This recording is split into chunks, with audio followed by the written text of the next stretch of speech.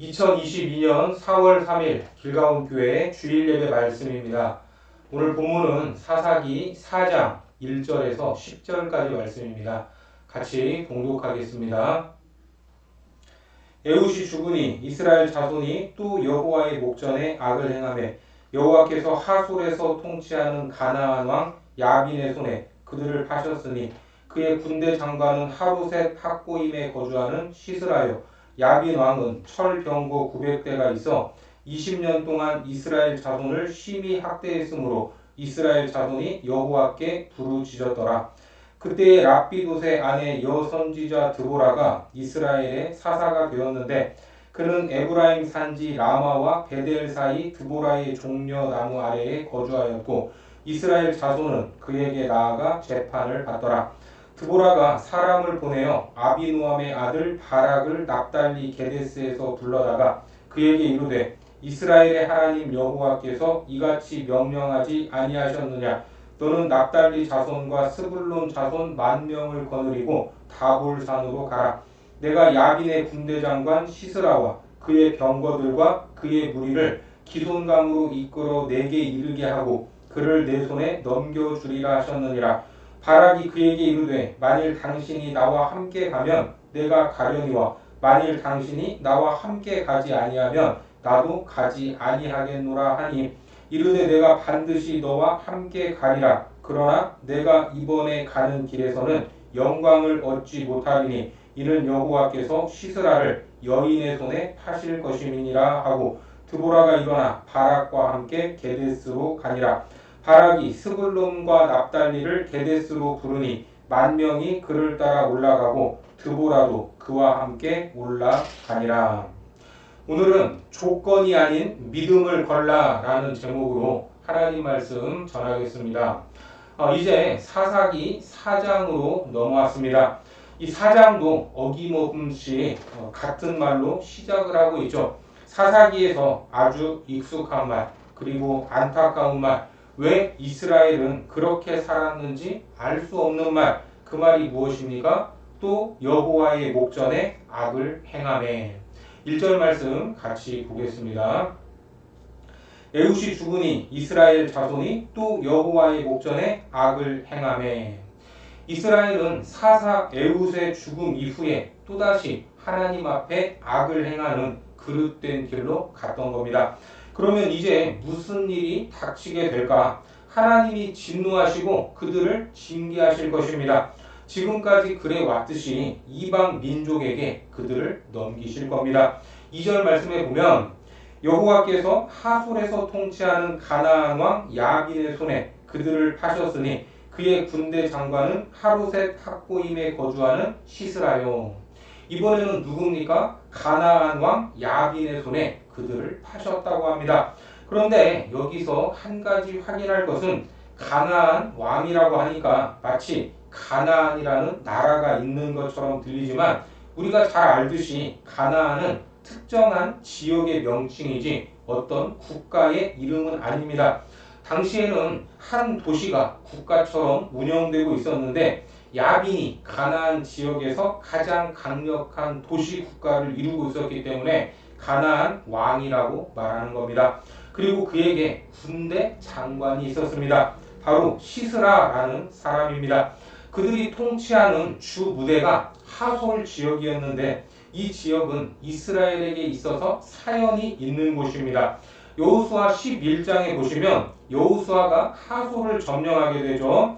하솔 왕 야빈이 이 소식을 듣고 마돈 왕 요밥과 시므론 왕과 악삭 왕과 여기에도 하솔 왕 야빈이 나옵니다. 그런데 오늘 본문에 야빈과 같은 인물은 아닙니다. 우리가 애굽의 바로 할 때 이 바로는 사람 이름이 아니라 왕을 부르는 호칭이라는 것을 알지 않습니까? 대한민국 대통령처럼 호칭입니다. 마찬가지로 이 야빈도 하솔 지역을 다스리는 통치자의 호칭이었습니다. 야빈으로 부르지만 여호수아 시절의 야빈과 지금 사사기 시절의 야빈은 다른 사람입니다. 그렇게 여호수아 시절에 하솔을 점령했습니다. 여호수아 11장 보겠습니다. 하솔은 본래 그 모든 나라의 머리였더니 그때에 여호수아가 돌아와서 하솔을 취하고 그 왕을 칼날로 쳐 죽이고 그 가운데 모든 사람을 칼날로 쳐서 진멸하여 호흡이 있는 자는 하나도 남기지 아니하였고 또 하솔을 불로 살랐고 여호수아가 그 왕들의 모든 성읍과 그 모든 왕을 붙잡아 칼날로 쳐서 진멸하여 바쳤으니 여호와의 종 모세가 명령한 것과 같이 하였으되 여호수아가 하솔만 불살랐고 산 위에 세운 성읍들은 이스라엘이 불사르지 아니하였으며. 이렇게 여호수아에 의해 하솔 지역이 정복을 당했는데 완전히 정복한 것이 아니라 산 위에 세워진 것은 남겨두었다고 말합니다. 그때는 별것 아닌 것처럼 보였는데 그거 점령 하나 마나 이미 이긴 싸움이었는데 아무런 위협이 되지 못했는데 결과적으로는 온전히 진멸하지 못한 반쪽 순종이었습니다. 이후에 이 지역은 납달리 지파가 분배를 받게 됩니다. 여호수아 19장에 보시면 여섯째로 납달리 자손을 위하여 납달리 자손의 가족대로 제비를 뽑았으니 아다마와 라마와 하솔과 납달리 자손의 지파가 그 가족대로 받은 기업은 이 성읍들과 그 마을들이었더라. 그런데 안타깝게도 납달리 지파가 살다가 사사기에 들어서면서 그 기업을 지키지 못하고 빼앗기게 된 것입니다. 그러니까 온전하게 순종하지 못하고 남겨두었던 세력을 하나님은 다시 이스라엘을 채찍질하시는 도구로 사용하신 겁니다. 그렇다면 군대 장관까지 거느리던 야빈은 얼마나 막강한 힘을 가졌기에 가나안 왕으로 불림을 받았을까? 그는 철을 사용하고 있었고 철병거를 보유하고 있었습니다. 본문 3절 말씀입니다. 야빈 왕은 철병거 900대가 있어 20년 동안 이스라엘 자손을 심히 학대했으므로 이스라엘 자손이 여호와께 부르짖었더라. 철병거가 무려 900대나 있었다고 말합니다. 그러니까 오늘날 핵무기 수백 발, 수천 발을 보유하고 있는 것처럼 그 지역에서 누구도 대적할 수 없을 정도로 압도적인 군사력을 가지고 있었던 겁니다. 그래서 하나님 앞에 악을 행하고 야빈의 압제 아래로 들어간 이스라엘은 차지했던 땅도 빼앗기고 무려 20년 동안이나 고통을 받게 됩니다. 그러면 이제 누구를 찾게 됩니까? 하나님을 찾아 부르짖게 되는 겁니다. 이 부르짖음 앞에서 하나님은 즉각 반응을 하시는데 4절 말씀에 보면 그때에 랍비봇의 아내 여선지자 드보라가 이스라엘의 사사가 되었는데 그때 누가 사사가 됐다고 합니까? 랍비봇의 아내 여선지자 드보라가 사사가 되었다고 말합니다. 이 원어에서는 여선지자, 여자라는 것을 강조하고 있는데 여성을 무시하는 것은 아니지만 사실 이런 상황에서 여자가 사사로 어울립니까? 우리가 앞서 온니엘과 에훗과 삼가를 봤지만 적들을 대항해서 싸우려면 적어도 칼을 휘두를 수는 있어야 할 겁니다. 그렇지 않습니까? 그런데 지금 상황이 가나안 지역에서 가장 강력한 왕 야빈, 그것도 철병거 900대를 상대해야 되는데 누가 사사가 됐습니까? 여자가, 여인이 사사가 된 겁니다. 그렇다면 적어도 원더우먼이나 블랙 위도우 정도는 돼야 일당백으로 싸울 것 같은데 성경은 그녀를 어떻게 소개합니까? 랍비봇의 아내라고 말합니다. 우리가 잘 알듯이 고대 세계에서 여성은 주목받지 못했고 우리나라 전통 유교 사회처럼 그냥 한 남자의 아내로서 아이를 낳고 가정을 돌보고 남편 뒷바라지를 하는 정도로 살아가던 시대였습니다. 그런데 랍비봇의 아내가 나서야 됐던 겁니다. 여러분, 이 문 밖에서 남자들이 몰려와 문을 두드리면서 빨리 나오라고 소리를 치는데 제가 방 안에서 쥐 죽은 듯이 있고 제 아내가 문을 열고 나간다고 하면 그거를 바라보는 자녀들의 마음이 어떻겠습니까? 아빠는 뭐하고 있냐? 이런 마음이 들지 않겠습니까? 그러니까 이런 분위기에서 랍비봇의 아내라고 소개를 하면 1차적으로는 그 남편이라는 사람, 랍비봇은 도대체 뭐하고 있었냐라는 질문이 나오지 않을 수 없는 겁니다. 지금 이스라엘의 상황이 이렇게 급박한데 맞서야 할 적들에게 철병거 900대가 있는데 여자인 드보라가 나서야 한다면 이스라엘의 남자들은 뭐하고 있냐? 여자를 보호해도 시원치 않은데 여인이 나와서 전장에서 나라를 구해야 했냐라는 생각이 들게 되는 겁니다. 그런데 하나님은 우리의 생각으로는 도무지 예측할 수 없는 분이십니다. 가나안 최강의 철병거를 상대해야 할 사사가 여자 드보라, 그것도 아줌마, 전쟁과 도무지 연관되지 않는 캐릭터지만 지금까지 사사를 세우시고 보여주셨던 것처럼 철병거가 문제가 될 수 없다는 것입니다. 너희 눈에 보기에 넘어설 수 없는 것처럼 보이지만 하나님이 하시면 여인이라도 상관이 없다는 말입니다. 그리고 4장 전체를 보시면 아시겠지만 드보라가 전쟁에 나가서 직접 지휘를 하거나 전투에 참여하지는 않습니다. 그렇다면 드보라는 무슨 일을 합니까? 이미 그녀는 선지자였던 것입니다. 본문 4절 말씀에 보시면 그때에 랍비봇의 아내 여선지자 드보라가 이스라엘의 사사가 되었는데, 여러분, 선지자가 어떤 역할을 하는 존재죠? 사실 여선지자는 그렇게 익숙하지 않지만 이전에 선지자로 불렸던 여성이 있습니다. 출애굽기 15장 20절에 보시면 아론의 누이 선지자 미리암이 손에 소구를 잡으매 모든 여인도 그를 따라 나오며 소구를 잡고 춤추니, 그리고 이후에 훌다라는 여인이 등장을 합니다. 역대하 34장입니다. 이에 hil기야와 왕이 보낸 사람들이 여선지자 훌다에게로 나아가니 그는 하스라의 손자 도캇의 아들로서 예복을 관리하는 살룸의 아내라. 예루살렘 둘째 구역에 살았더라. 그들이 그에게 이 뜻을 전하매. 이 내용은 hil기야가 율법책을 발견하고 여선지자 훌다에게 보냈는데, 이것은 고대 세계에서도 능력이 있는 여인들이 왕의 자문을 맡았다는 것을 보여줍니다. 그러니까 드보라 역시 사사로 등장하기 전에 이미 백성들 앞에서 선지자로서 존경을 받았고 하나님과 맺은 언약, 그리고 그 언약에 따른 삶을 가르치고 있었던 것입니다. 이렇게 하나님은 드보라를 준비시키셨습니다. 그래서 무슨 일을 하고 있습니까? 5절 말씀입니다. 그는 에브라임 산지 라마와 베델 사이 드보라의 종려나무 아래에 거주하였고 이스라엘 자손은 그에게 나아가 재판을 받더라.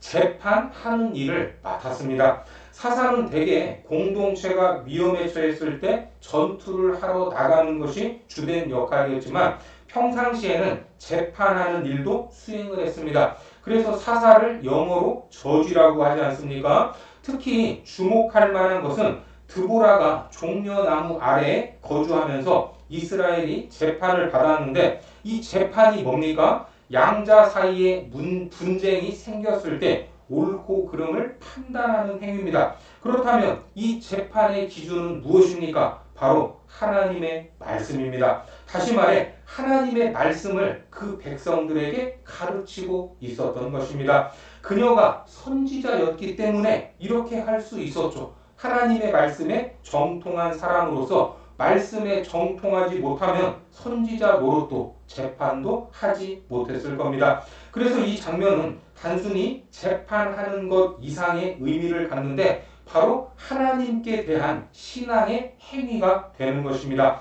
종려나무 아래에서 말씀대로 재판을 하고 말씀을 가르치는 드보라의 모습을 상상을 해보면 이 꿀벌이라는 뜻을 가진 이 드보라의 이름처럼 꿀송이보다 더 단 하나님의 말씀을 공급하고 있었던 겁니다. 시편 19편 말씀에 보시면 여호와를 경외하는 도는 정결하여 영원까지 이르고 여호와의 법도 진실하여 다 의로우니 금 곧 많은 순금보다 더 사모할 것이며 꿀과 송이꿀보다 더 달도다. 꿀송이 같은 주님의 말씀을 백성들에게 나누면서 통치하고 있었던 것입니다. 그렇게 사사로서 선지자로서 하나님의 말씀을 받은 드보라는 철병거를 상대할 하나님의 계획을 받게 됩니다. 그리고 이 일을 맡을 사람으로 바락을 찾게 되죠. 본문 6절과 7절입니다. 드보라가 사람을 보내어 아비노함의 아들 바락을 납달리 게데스에서 불러다가 그에게 이르되 이스라엘의 하나님 여호와께서 이같이 명령하지 아니하셨느냐? 너는 납달리 자손과 스불론 자손 10,000명을 거느리고 다볼산으로 가라. 내가 야빈의 군대 장관 시스라와 그의 병거들과 그의 무리를 기손강으로 이끌어 내게 이르게 하고 그를 내 손에 넘겨주리라 하셨느니라.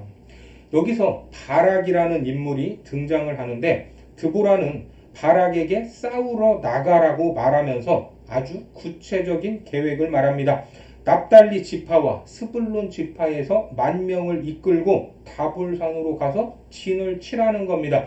일단 바락이 군사를 이끌고 다볼산으로 이동을 하면 하나님께서 야빈의 군 지휘관 시스라와 그의 철병거와 많은 군대를 기손 강가로 끌어와서 바락의 손에 붙이신다는 것입니다.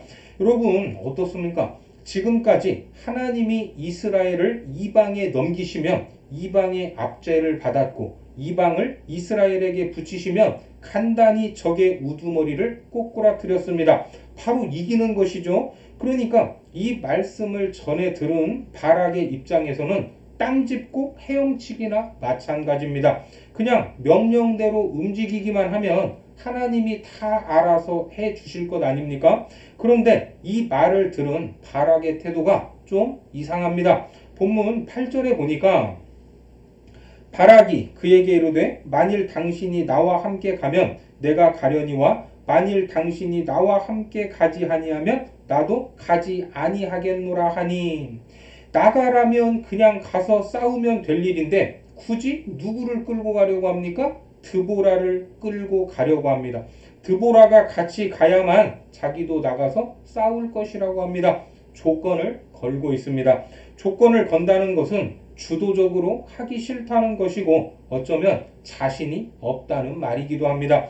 왜 이런 조건을 걸겠습니까? 철병거가 두려웠기 때문입니다. 사실 철병거 900대에 맞서서 싸우는 것은 현실적으로 불가능한 일입니다. 오로지 이스라엘을 위해 친히 싸우시는 하나님, 그분을 향한 믿음, 그 믿음밖에는 없습니다. 그런데 그 믿음이 없으니까 가기가 두려운 것이고 드보라를 끌어들이는 겁니다. 어쩌면 여호와의 법궤를 가지고 나가야만 전쟁에서 안심할 수 있었던 이스라엘의 모습을 보는 듯합니다. 사무엘상 4장 3절이죠.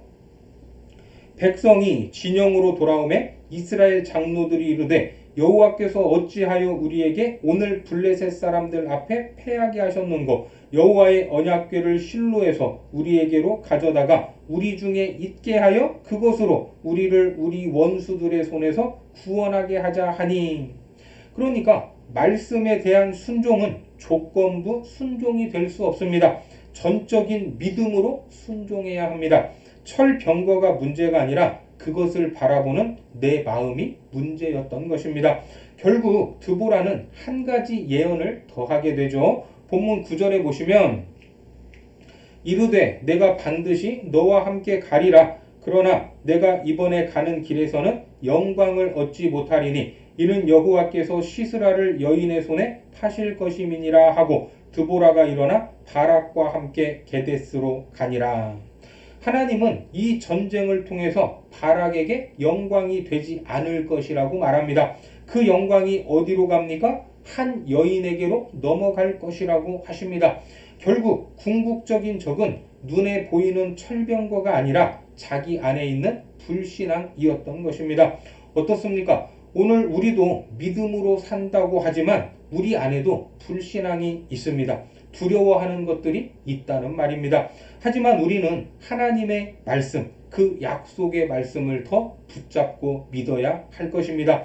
로마서 4장에 보시면 믿음이 없어 하나님의 약속을 의심하지 않고 믿음으로 견고하여져서 하나님께 영광을 돌리며 약속하신 그것을 또한 능히 이루실 줄을 확신하였으니 이 약속을 믿지 못한다면 상급을 얻지 못할 것입니다.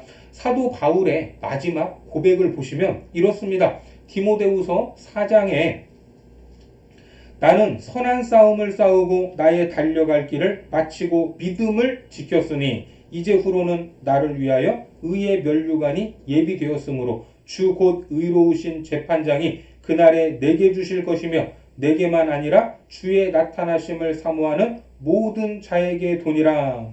이렇게 의의 면류관을 바라보는 바울, 그 복음 사역이 순탄했습니까? 아닙니다. 우리가 상상할 수 없을 만큼 많은 어려움들이 있었습니다. 그 어려움을 한번 확인해 볼까요? 고린도 후서 11장입니다. 그들이 그리스도의 일꾼이냐 정신없는 말을 하거니와 나는 더욱 그러하도다. 내가 수고를 넘치도록 하고 옥에 갇히기도 더 많이 하고 매도 수없이 받고 여러 번 죽을 뻔하였으니 유대인들에게 40에서 하나 감한대를 5번 맞았으며 3번 태장으로 맞고 1번 돌로 맞고 3번 파선하고 일주야를 깊은 바다에서 지냈으며 여러 번 여행하면서 강의 위험과 강도의 위험과 동족의 위험과 이방인의 위험과 시내의 위험과 광야의 위험과 바다의 위험과 거짓 형제 중에 위험을 당하고 또 수고하며 애쓰고 여러 번 자지 못하고 줄이며 목마르고 여러 번 굶고 춥고 헐벗었노라. 바울도 이런 일을 겪는 것이 즐거웠겠습니까? 그렇지 않았습니다. 누군들 돌에 맞고 싶으며 감옥에 갇히고 싶겠습니까? 때리면 아프고 자기 목숨이 아까운 것, 그것이 사람입니다. 그런데 기본적인 욕구와 본능을 넘어섰던 겁니다. 자기의 한계 안에 머물러 있지 않았기 때문에 이 모든 사명을 감당할 수 있었던 겁니다. 그렇습니다. 우리 역시 조건이 충족되지 않아도 주어진 일이라면 열심히 감당해야 합니다. 때로 결과가 좋지 않더라도 멈출 수 없는 것이 사명입니다. 하나님이 말씀하시면 그냥 가는 것입니다. 그렇게 믿음으로 가고 결과는 하나님께 맡겨야 합니다. 그때 하나님의 말씀이 이루어지는 것을 경험하게 될 것입니다.